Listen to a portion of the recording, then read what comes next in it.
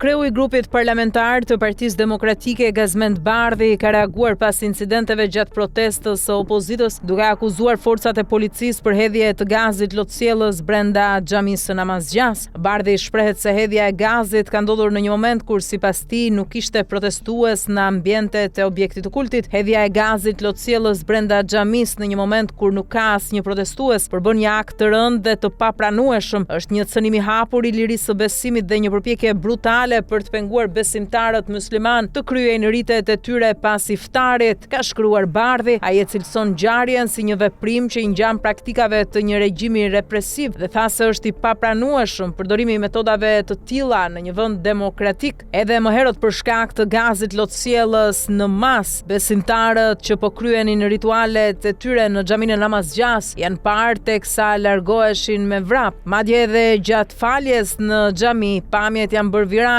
kur shumë besimtar mbulonin fytyrën për të mos thithur gazin lotësielës. Ndërkohë, përpos terrenit edhe në ambientet e selisë së Partisë Demokratike është hedhur gaz lotësielës, duke bërë që protestuesit të mos kishin asnjë vend të sigurt se ku të merrnin frymë. Shumë prej protestuesve janë lënduar dhe janë dërguar në spital, por edhe këtu është regjistruar një tjetër skandal për shkak se siç e kërkon protokolli i protestave, në terren duhet të ishte shërbimi i ambulancave. Mirë, po ky nuk është ofruar. Qytetarët janë transportuar me mjete civile drejt spitalit.